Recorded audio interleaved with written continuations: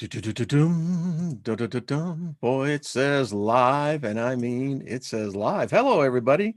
A few minutes early. I know sometimes it's always good to break out of a ritual and, alter it up a little bit. So, how are you? Thursday.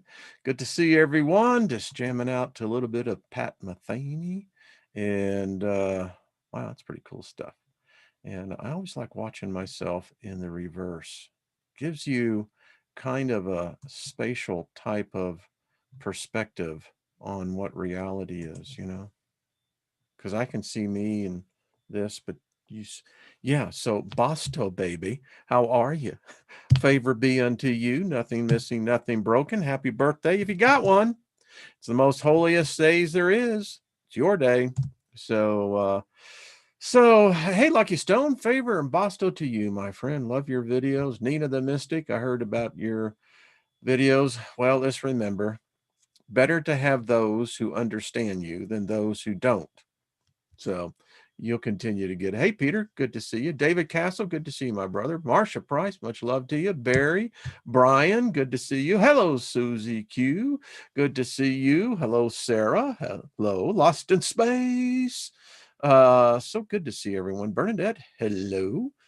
Far out, man. I'll tell you. Hey, Zen, what's up? Beautiful day.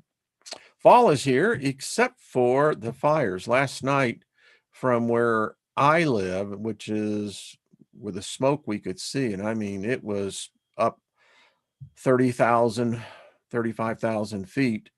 We're 100 miles away from where the fires were, and it was just explosive last night. So we're welcoming the finally fall weather and certainly looking forward to some rain. Hey, True Divine 44, what's up? Good to see ya, Benjamin.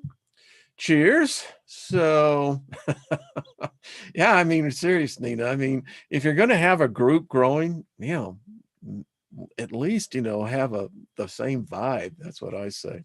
um Lots of cognitive dissonance. The thing about, before I did LaVey's work, I really had to weigh out, what would be the potential of what his works does. And LaVey just, his writings, they're so brutally honest that when you read them, logic is almost defeated on your part trying to argue against them. And that causes a lot of conflict with people. And I get it. I get it. I get engaged in some of the comments, and I do it more to, challenge both parties on that. And today is going to be one of those topics. So, yeah. Tonight on the Steiger Perspective, check it out. It is called We Are in the Strangeness. We are, folks, things, and check it out over there.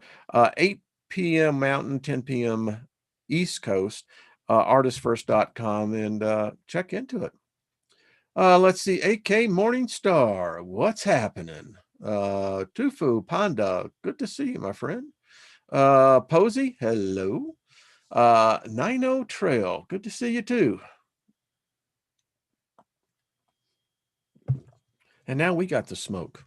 Yeah, it's everywhere. How many of you watched or are aware of what the Pope had to say on Tuesday? Yeah, the announcement. It amazed me as to how it went so unnoticed, because what he said, we did a time shift. We shifted, and I don't care if it's down on the quantum level, we shifted reality. How many of you know what I'm talking about, what the Pope has now said? Hello, Kent Cook, good to see you. Hey, Big Al, Andromeda 7 coming up. Got to check out and see what David Barry's work did. Cool stuff. All right. So, when we look at and these are one of the things you're trying to read that and you're going, no, wait a minute, I'm driving the bus here. What the Pope did was that he announced that homosexuality is now permissible and acceptable in the eyes of God. Same-sex unions are completely, apparently approved by God, because as he said, we are all God's children. And I get more into this tonight on the Steiger perspective. Folks, this is a fundamental shift of a magnitude proportion.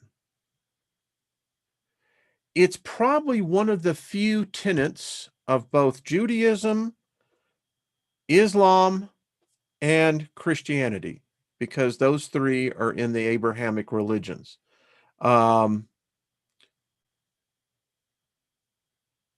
This is a violation of the Old Testament God. It's a violation of the teachings of Paul in the New Testament. The fundamental question became, when I meditated on this, is then what God are we talking about here? He represents the Christian church, 1.2 billion Catholics. What God are we talking about? And so I started doing some studying. Now, David Barry and I are going to get together. We're going to talk about the Golden Dawn. It's a deep read, but there is good stuff in here. So this is talking about a God. We call it the Jesus magic. And that drew me to a book that I find fascinating more than the Tibetan Book of the Dead, is my copy of the Egyptian Book of the Dead. And this is a collector's copy. And it's real interesting because this book, like this book, The Golden Dawn, is a belief system of gods and magic. We don't have that today. And it talks extensively. The artwork in this book is just incredible, folks. I mean, I so enjoy it. It gives you the actual, just to give you a peek at it. There it goes. And as you can see, these are the hieroglyphs from which the spells, the tales of the journey. Now, you know, I don't want anything to do with the Egyptians on their belief system of the afterlife. Ay, ay, ay, ay, ay. I don't much dig this one either. And it's like, ay, ay, ay, ay, ay. And it's fascinating because when you compare the Tibetan Book of the Dead, which is right over there, a question comes up. And the question was brought up because of what the Pope did, which is fractured a reality. And it got me to thinking about what we're studying. We're studying the Satanic Bible. Now, this work, again, LaVey knew what he was channeling. The energy that you get in that book is amazing because it challenges everything most people in the Western culture have been taught, even if they're not religious. And that challenges a lot of people because when you take away the argument, you're only left with the logic. And if you're going to argue logic, I don't want to be in part of that conversation because it's the Oberus all over. You're just going to be chasing and eating your own tail. And that's not fun. Anyway, you slice it and dice it with the slice-o-matic 5,000. 8,100, are you kidding me? And away we go. Okay. Cheers to everybody, whatever your libation of choice is. Mine is spiced tea. Hey, Rennie, how you doing? Much love to you, hon. All right. So I really would like to see what's in the chat when we start doing this, but I know for all of you, they're going to be watching this on review after it repost. These are some questions. Now, little thing here. My wife and I tell you, I just dig the relationship. We got into a really good discussion last night because I was meditating and reading, and I asked her this question. I said, sweetheart, what is the purpose of God? And I put A in there, but my question to her was, what is the purpose of God? And I waited. And I'm asking you, the audience, and please comment, please like the video, because these are fundamental questions, I think, that are specifically needed at this specific time in our development. So I ask you, ladies and gentlemen, what is the purpose of God? What is God's purpose? What is he, she, it supposed to be doing? What is the reason for its existence? What is the purpose? Now, how you answer this is going to reflect a lot of what your core beliefs are. And I'm challenging you as a Homo sapien, as a species, let's once and for all, because when the Pope made the announcement that same-sex relationships are now allowable, permissible, I don't know if you need permission, but apparently I think it's one of the words he used. This changed the paradigm, because we can't be talking about the Old Testament God. In the book of Leviticus, I can take you to chapter and verse. It says that anyone who practiced homosexuality must die. And there's a number of ways in which they did that. And again, as I said earlier, it goes against directly the fundamental teachings of the Apostle Paul, who is the New Testament religion. Most people think it's Jesus. It's not. But anyway, and if you can't answer this question, because that's what my wife, she looked over at me after a long pause, and she says, I don't know. That's why I love her. She's so honest, because that's the correct answer. I don't know. I can't find a single reason that there would be a purpose of a God. And then, what is a God supposed to do? Seriously. Let's be honest. Intellectually, spiritually, cosmically. What is a God supposed to do? Is it supposed to rule over you?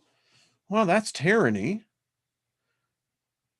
What is it supposed to do? Is it supposed to teach you morals? You don't need a God to be taught morals. If you don't know morals, then what you lack is empathy for your race. What is a God supposed to do? And by the way, the world has thousands of them today. And apparently we're going to be introduced to a new God of the Christian religion. Otherwise, I don't know how you're going to keep the thing called the Bible. It's been a dilemma for the church in its association with the Old Testament God. But what's that God do? Tell me, go and read your sacred books. What is that God supposed to be doing? Other than creating the Borg. I mean, if your God needs worship, run like hell the other way is all I got to say. So here's the real question, because I think you're coming to the same conclusions here. So does mankind need a God?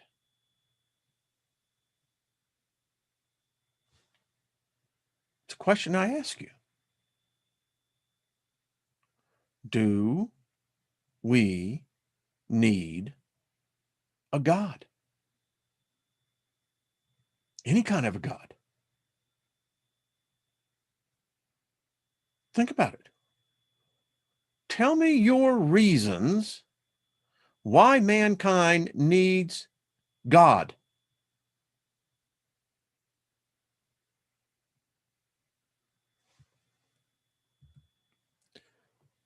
So tell me exactly, what has a God or God done for humanity? Think about these questions. If this was a college course, I'd expect an essay on each one of these questions to the class. List for me, if you would be so courteous, exactly what has God done for humanity? It's like the song says, what have you done for me lately, baby? But seriously, list one thing. Again, how you answer the question is going to reveal to you what you really do believe or don't.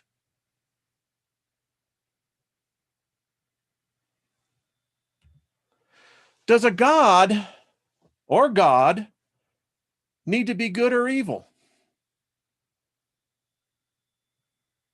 We seem to get so divided on this.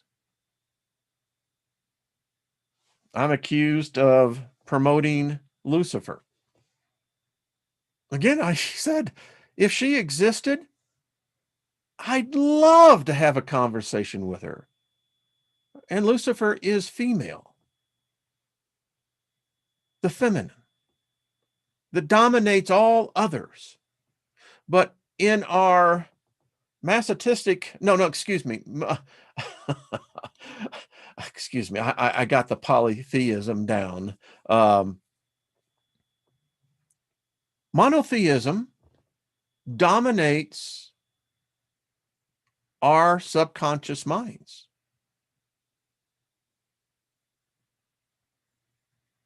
And it appears that God seems to have a sexual preference. I don't know why. And why does a God, need to be good or evil? Can't we have some pacifists here? This God says, no, buddy, I ain't having any part of this. He'd be kind of a dude you'd want to hang out with and pass the pipe and, drink some tea.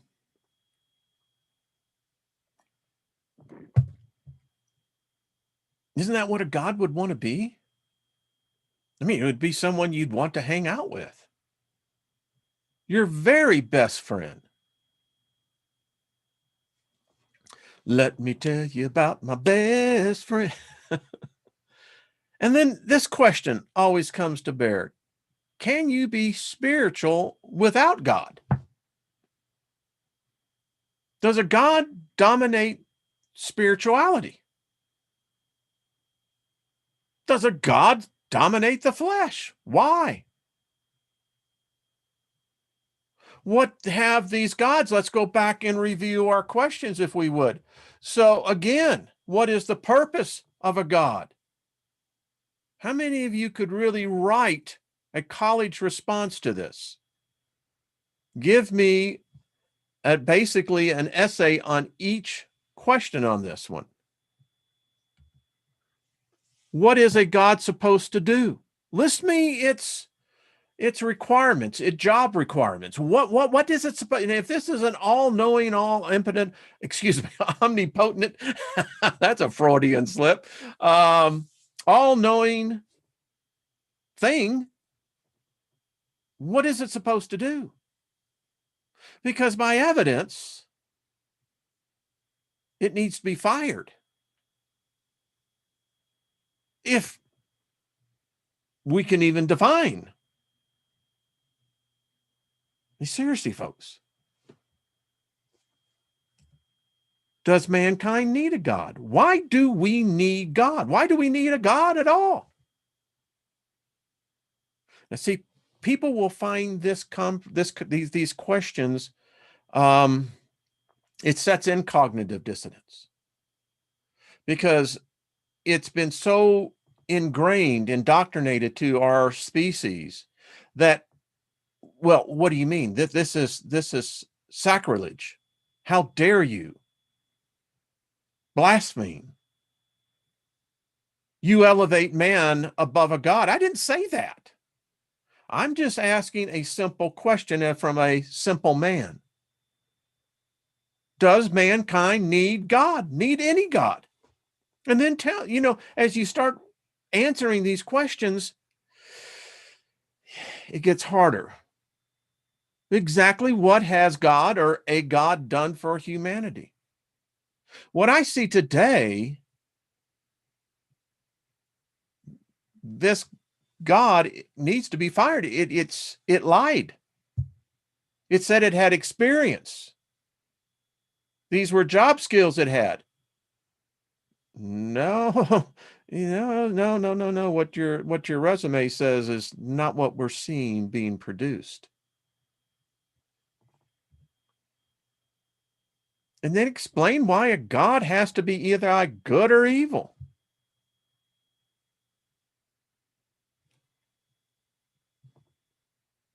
Seems like a trap.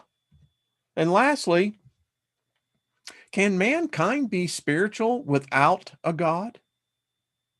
Is our species capable of advancing and developing enough to break free from this God spell that says that you have to have a God?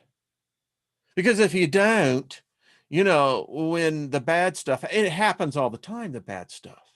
In fact, mankind is more adverse to good times than bad times because mankind has been in mostly bad times. Many people can't be happy. No matter what you gave them, you look into their thoughts and you get their most secret desires, they will look and seek for a reason to become miserable.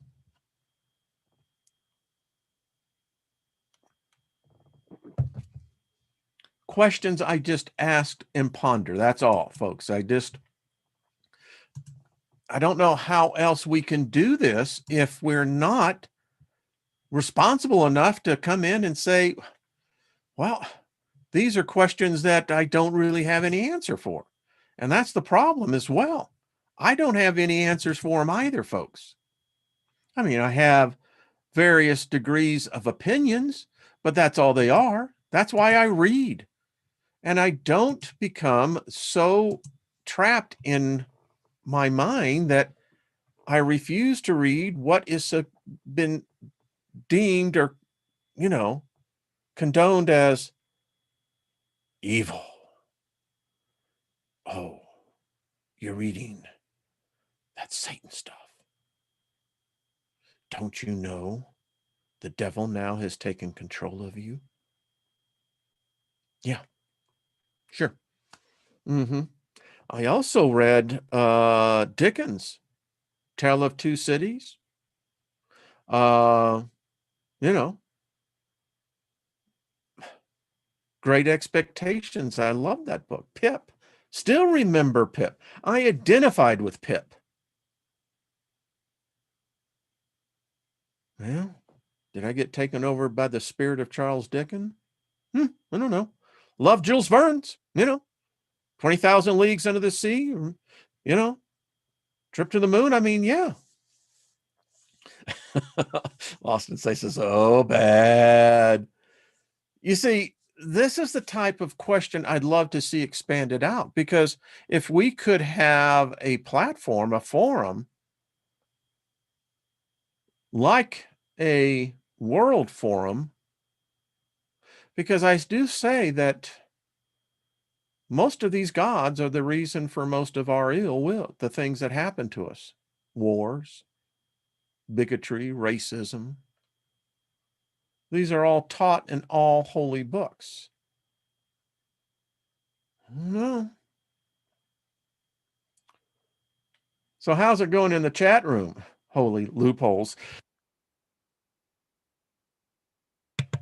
I love that backdoor entrance. That conjures, okay. Little music trivia. Now, do you know what Jim Morrison was singing about? Backdoor Man. There's a few others. Led Zeppelin in their first album as well. Oh yeah, rock and roll is here to stay. Hey, Emperor Rex, what's up? Hey, wise April Fool, how you doing, dear? Exactly, Kent, exactly. Hey, Cheesesteak, how you doing? Good to see you. Red Honey 9. Hey, listen, you know what? We can list out the whole list, can't we? Isn't it odd that in the book of Enoch that goes into much more detail, taking from the Genesis 6 entry, that they taught us war? May I ask, as to the freak was the pure race then? Wait a minute. Those assholes knew about war, death, cunning, the whole bit. They came down and polluted us. Excuse me. And then their boss wants to blame us. Who invaded who? And apparently they don't have sex in heaven, at least not the rank, the file and rank, the rank and file. So then they take from us what we already knew. Sex is a groovy thing. But they took it and screwed it all up.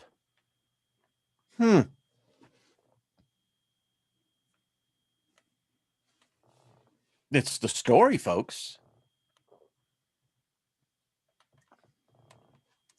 Which I contend, they're invaders.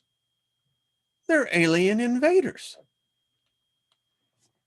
Hey, Shirley, how you doing? Slap that like button. Thank you, Balanka. It's weird. What I have learned thus far is that Satan Lucifer is not into rituals. It's like, hey, if you got to have them, we have them. If you need that, I understand that. I get that. It also says it's not into suicide. It's not into harming children. In fact, it says, listen, I don't want your worship. It goes on to say that, and by the way, I don't exist. I am a force. Wow. I didn't include that in the other book. They didn't give you the little script notes. Well, according, it's it brings up the question, Jennifer, are we part alien? The answer would seem to be yes. I don't know. And I could have added another question to the homework assignment. So what is God? Now people will say, well, God is spirit. Yeah, define that, please. You're talking ectoplasm, right? So how does one energy force expand out to dominate? Oh, wait a minute. Dominate all other energy forces. Well, screw that. It's one of the great things in the Liber Lilith. I just love it when she recounts the story of where all the other gods, are standing around this God, Yoldabaoth, Samuel, you know, Jehovah, Yahweh. And it's even in the Old Testament where Yahweh says, I am a jealous and vengeful God. Well, all the generals are sitting there going around, what is he jealous of? He says he's the only one. Is there someone else that we're not aware of? Is there someone else we need to be aware of? Are y'all aware of another one? Why is he jealous? What is he jealous of? And then you got the whole vengeance thing. Well, and now we got the whole homosexual thing. Oh, this is good. I mean, who's lying here? Because Satan says, hey, listen, you bought the ticket, you're in the amusement park, you got this thing called a body. Now, us spirits, we don't got one. You got one. And it's crazy, man. This body will do stuff you have no idea. And now you're packaged into this thing, which means that you can't really leave it. But if you stay and get to know it, oh, this amusement park, this journey is going to be far out, baby. And you know what? By the way, you got this thing, called coitus. And it's stimulating. Yeah. You got this other thing called creativity. You can create with your hands. Us spirits can't do that. And by the way, love your body. It's the only one you got. Love it. Don't beat it. Don't punish it. Embrace it. Now, you can go through life loving yourself going without a way. It's like, yeah.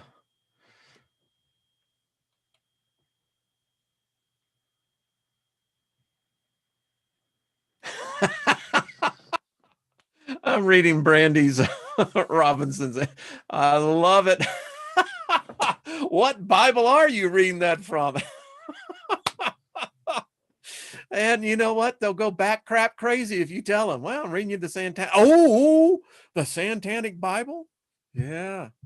Actually, it's a good book.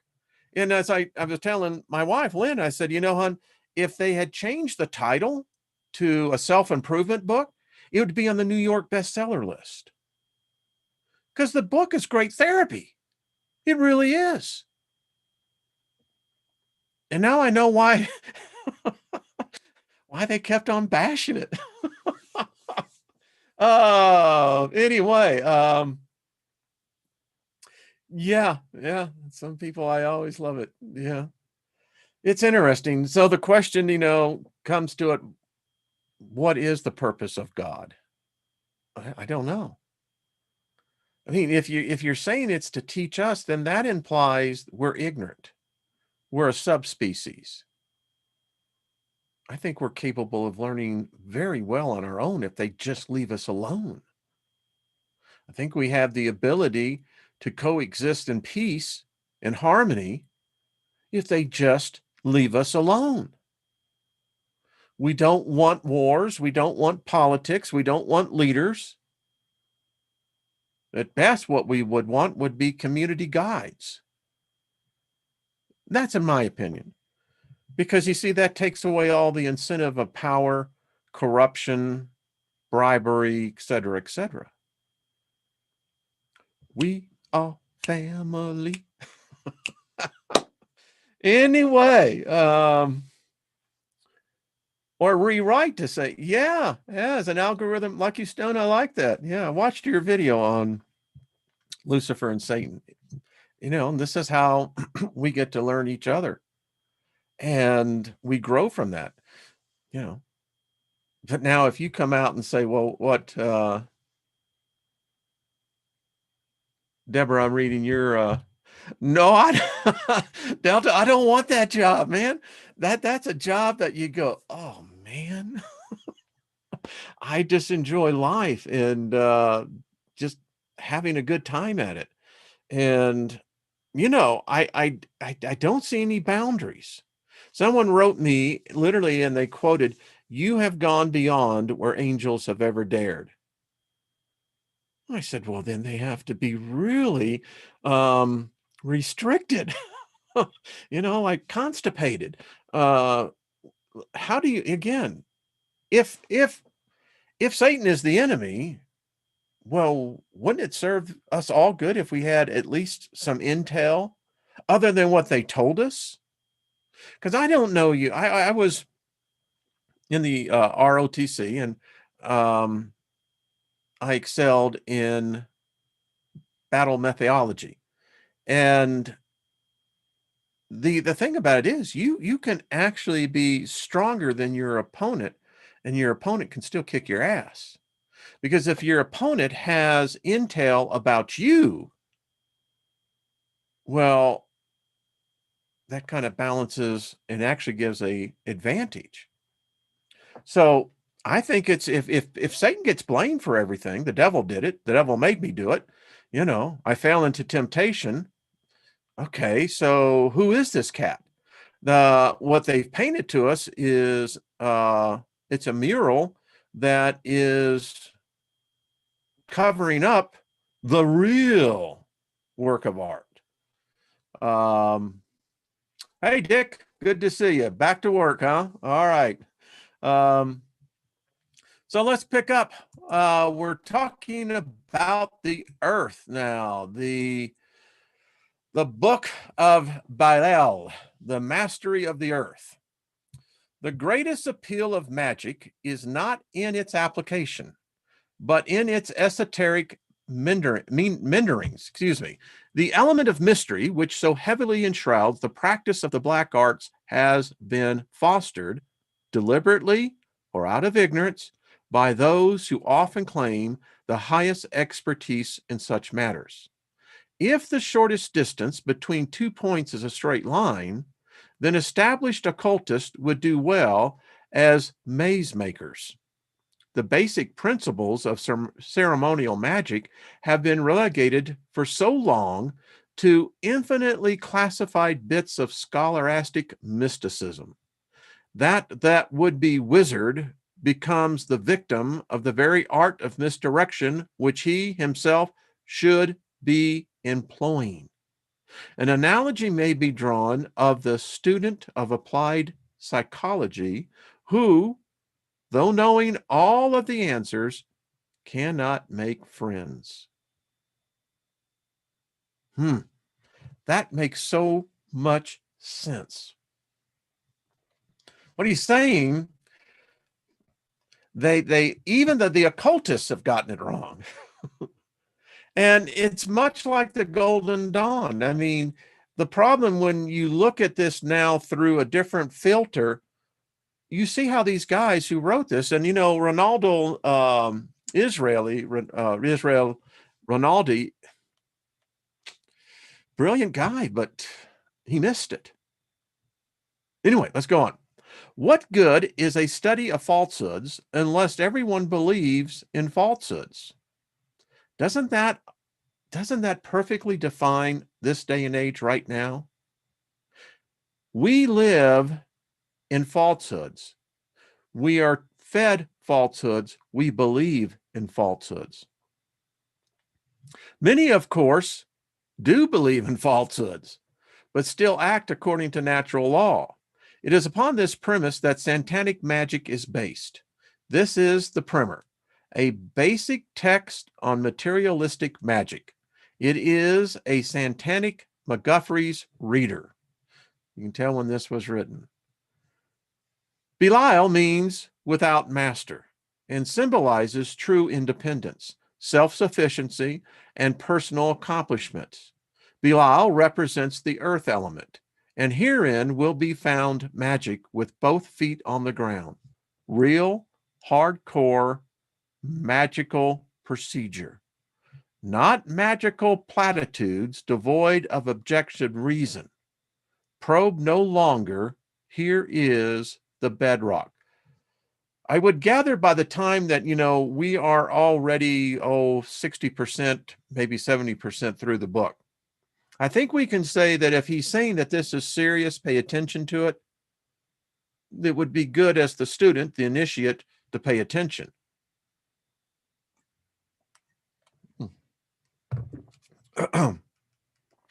The theory and practice of satanic magic. Definition and purpose. The definition of magic, as used in this book, is the change in situations or events in accordance with one's will, which would, using normally accepted methods, be unchangeable. Wow. That's right to the point. It's to change situations or events in according with your will, which would normally not be able to happen. That's magic.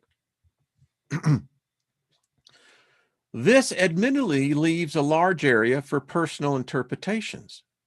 It will be said by some that these instructions and procedures are nothing more than applied psychology or scientific fact called by magical terminology until they arrive at a passage in the text that is based on no known scientific finding. It is for this reason that no attempt has been made to limit the explanation set forth to a set nomenclature. Magic is never totally scientifically explainable, but science has always been, at one time or another, considered magic. There is no difference between white and black magic, except in the smug hypocrisy, guilt-ridden righteousness, and self-deceit of the white magician himself. In the classical religious tradition, white magic is performed for altruistic, benevolent, and good purposes, while black magic is used for self-antagonizement, personal power, and evil purposes. Aggrandizement, excuse me, folks. No one on earth ever pursued occult studies, metaphysics, yoga, or any other white light concept without ego gratification and personal power as a goal. It just so happens that some people enjoy wearing hair, shirts, and others prefer velvet and silk. What is pleasure to one is pain to another, and the same applies to good and evil. Every practitioner of witchcraft is convinced that he or she is doing the right thing. Magic falls into two categories: ritual or ceremonial, and non-ritual or manipulative. Ritual magic consists of the performance of a formal ceremony taking place, at least in part, within the confines of an area set aside for such purposes and at a specific time.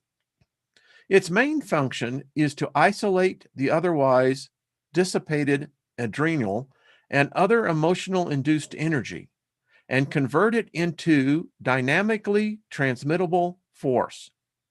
Wow. It is purely an emotional rather than intellectual act. Any and all intellectual activity must take place before the ceremony, not during it. This type of magic is sometimes known as greater magic. Folks, this is well worth the admission right here alone for reading the book. One of the best definitions I've heard of what is actually taking place when you're performing a spell, magic. Non-ritual or manipulative magic, sometimes called lesser magic, consists of the wile and guile obtained through various devices and contrived situations, which when utilized can create quote unquote change in accordance with one's will. In olden times, this would be called fascination, glamour, or the evil eye. Most of the victims of the witch trials were not witches. Often the victims were eccentric old women who were either senile or did not conform to society. Others were exceptionally attractive women who turned the heads of the men in power and were not responsive to their advances. The real witches were rarely executed or even brought to trial, as they were proficient in the art of enchantment and could charm the men and save their own lives. Most of the real witches were sleeping with the inquisitors. This is the origin of the word glamour. The adequate meaning of glamour is witchcraft. The most important asset to the modern witch is her ability to be alluring and to utilize glamour. The word fascination has a similar occult origin. Fascination was the term applied to the evil eye. To fix a person's gaze, in other words, fascinated, was a curse to them with the evil eye. Therefore, if a woman had the ability to fascinate men, she was regarded as a witch. Learning to effectively utilize the command to look is an integral part of a witch's or warlock's training. To manipulate a person, you must first be able to attract and hold his or her attention. The three methods by which the command to look can be accomplished are the utilization of sex, sediment, and wonder, or any combination of these. A witch must honestly decide into which category she most naturally falls. The first category, that of sex, is self-evident. If a woman is attractive or sexually appealing, she should do everything in her power to make herself as enticing as possible, thereby using sex as her most powerful tool. Many actresses, many in those in the corporate world. I was telling someone the other day that if more Americans knew exactly how many card-carrying Satanists were really among them, yeah. The second category is sediment. Usually older women fit into this category. This would include the cookie lady type witch, who might live in a little cottage and be thought of by the people as being a bit eccentric. Children are usually enchanted by the fantasy that this type of witch can provide for them. The young adults seek her out for her sage-like advice. Through their innocence, children can recognize her magical power. By conforming to an image of the sweet little old lady next door, she can employ the art of misdirection to accomplish her goals. The third category is the wonder theme. This category would apply to the woman who is strange or awesome in her appearance. By making her strange appearance work for her, she can manipulate people simply because they are fearful of the consequences should they not do as she asks. Many women fit into more than one of these categories. For example, the young girl who has an appearance of freshness and innocence, but at the same time is very sexy, combines sex appeal with sinister overtones, uses sex and wonder. After evaluating her assets, each witch must decide into which category or combination of categories fit her, and then utilize these assets in their proper form. To be a successful warlock, a man must similarly fit himself into the proper category. The handsome or sexually appealing man would naturally fit into the first category, sex. The second, or sediment category, would apply to the older man who has perhaps an elfin or forest wizard appearance. The sweet old grandpa, often the dirty old man, would also be in the sediment category. This third type would be the man who presents a sinister or diabolical appearance. Each of these men would apply their particular brand of the command to look in much the same way as the women previously described. Visual imagery utilized for emotional reaction is certainly the most important device incorporated in the practice of lesser magic. Anyone who is foolish enough to say looks don't mean a thing is indeed deluded. Good looks are unnecessary, but looks certainly are needed. Odor is another important manipulative factor in lesser magic.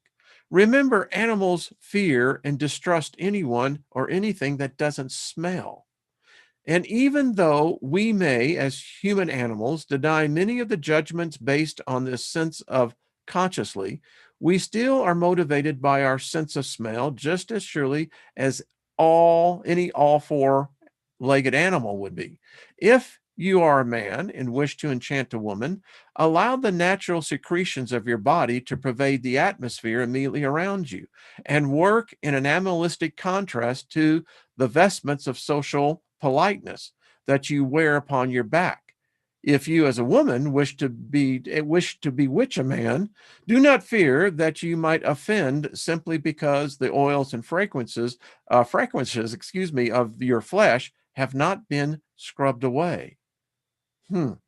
Or that place between your thighs that is not dry or sterile. These natural odors are sexual stimulants which nature in her magical wisdom has provided. Yes, this is serious content. The sediment stimulants are those odors that will appeal to pleasant memories and nostalgia. I can still smell Charlie.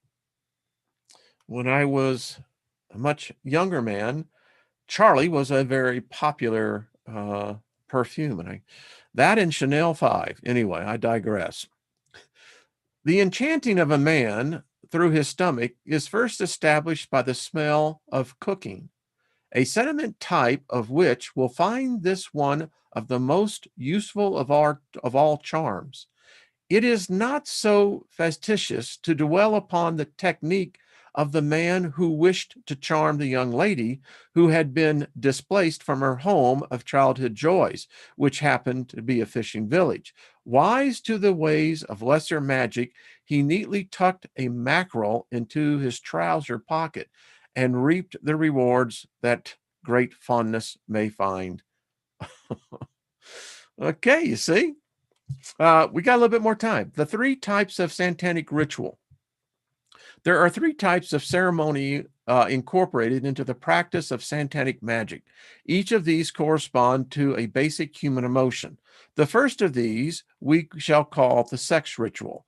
A sex ritual is what is commonly known as a love charm or spell. The purpose in performing such a ritual is to create desire on the part of the person whom you desire, or to summon a sex partner to fulfill your desires. If you have no specific person or type of person in mind strong enough to cause direct sexual feelings accumulating in orgasm, you will not succeed in performing as successfully working.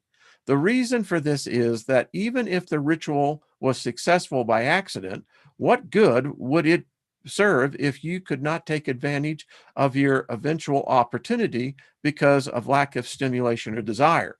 It is easy to confuse enchantment for your ulterior motives with spell casting to satisfy your sexual desires. Enchantment for self-aggrandizement would accompanied by ceremonial magic falls into the category of either the compassion or the destruction ritual, or possibly both. If you want or need something so badly, you are sad or feel much anguish without it, without causing hurt on another's part, then this would incorporate a compassion ritual to increase your power. If you wish to enchant or entrap a deserving victim for your own purpose, you would employ a destruction ritual. These formulas are to be adhered to, as applying the wrong type of ritual towards a desired result can lead to trouble of a complicated nature. I bet you it can.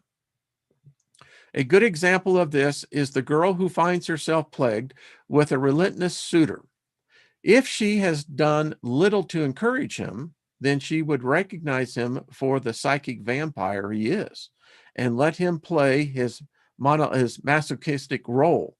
If, however, she has enchanted him previously, giving him every encouragement and then finds herself a steady object of sexual desire, much to her dismay, she has no one to blame but herself. Such exercises are only ego boost, born of an indoctrination of ego denial, which makes these little bewitchments necessary. The Satanist has enough ego strength to use enchantments for her own sexual gratification or to gain power or success of a specific nature. The second type of ritual is of the compassionate nature. The compassion or sentiment ritual is performed for the purpose of helping others or helping oneself. Health, domestic happiness, business activities, material success, and scholastic prowess are but a few of the situations covered in a compassion ritual. It might be said that this form of ceremony could fall into the realm of genuine charity, being in mind that charity begins at home. Imagine increasing your IQ by 40 points. The third motivating force is that of destruction. This is a ceremony used for anger, annoyance, disdain, contempt, or just plain hate. It is known as a hex, a curse, a destroying agent. One of the greatest of all fallacies about the practice of ritual magic is the notion that one must believe in the powers of magic before one can be harmed or destroyed by them.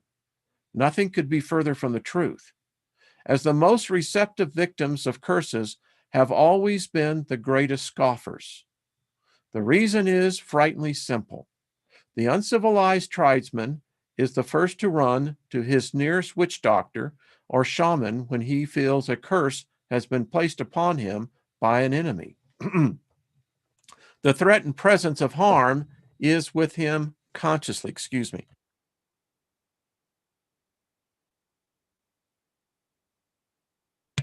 Your throat gets dry reading all this. And the belief in this power of the curse is so strong that he will take every precaution against it. Thus, through the application of sympathetic magic, he will counteract any harm that might come his way. This man is watching his step and not taking any chances. On the other hand, the enlightened man, who doesn't place any stock in such superstition, relegates his instinctive fear of the curse to his unconsciousness, thereby nourishing it into a phenomenally destructive force that will multiply with each succeeding misfortune. Of course, every time a new setback occurs, the non believer will automatically deny any connection with the curse, especially to himself. The emphatic conscious denial of the potential of the curse is the very ingredient that will create its success. Through setting up of accident prone situations, in many instances, the victim will deny any magical significance to his fate, even upon his dying grasp.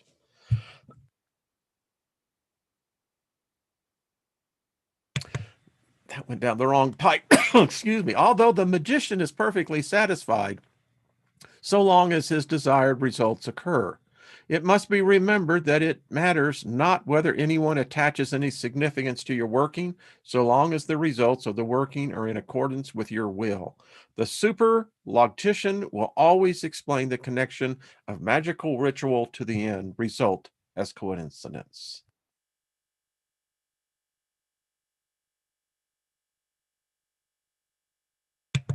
Well, you ever swallowed and it just goes down the wrong channel? Fascinating stuff. A lot of you have asked for how to cast spells. You just got your lesson. It's a different type of magic.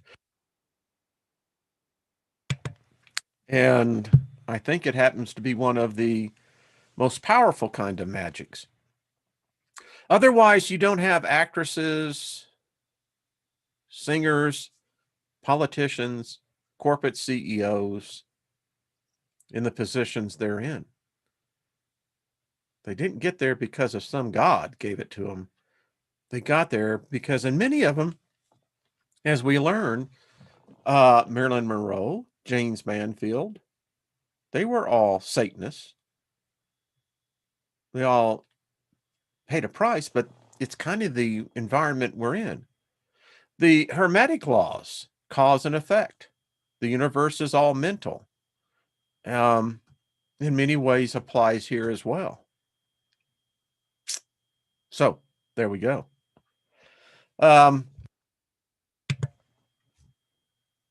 We could go on for this, but we'll let it go for right now.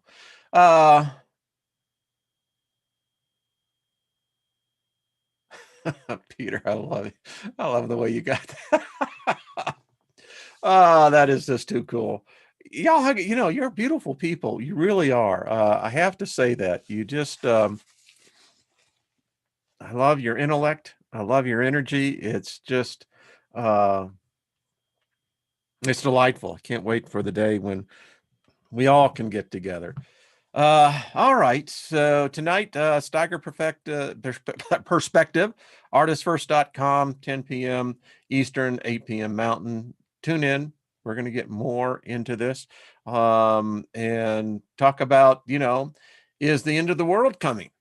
Well, at least for the United States. The asteroid. I don't know. Well, thank you, Susie Q. That's very kind of you. Nina the Mystic, thank you. Love the magic. Yeah, girl, I think about you often in much of what I'm reading. You can apply this to your skill sets. It's powerful stuff. Sing us out. We are family. Yeah, back in the day, folks, I sing all the time around the house, and it's one of the things Lynn really likes. And she always said, you should have been in that band you thought about joining. Need a hard copy of that book. You can order that. I have a couple, but yeah, I think you should have a hard copy. Darth, I would agree. Scotty boy, thank you, sir. Thank you, Pamela Jean. Y'all are all groovy people, and I dig it. And that's just the way I am. I'll be over on the other side the same way. I got this sense that there's this tribe waiting for us. Brian's already over there. He's probably already hanging out with Jerry Garcia. You know that. I have a sense that was probably one of Brian's top priorities. Where is Jerry at? And I hope he's out there just rocking and a rolling. All right, folks. Love to y'all. Tomorrow's card day. So put in your request early and we'll get you on the list. And looking forward to the panel. Got a great panel. And I think tomorrow night is the kickoff of Andromeda 7. So I don't know where, but I think that is. So, but we'll find out. David Castle, much love to you. All the moderators, thank you so much. Cheesesteak, Susie Q, David, Barry, Al, and all the rest. All right. See you tomorrow. Oh, or you can see me tonight. Well, you can't see me tonight, but you can hear me. All right. Bye.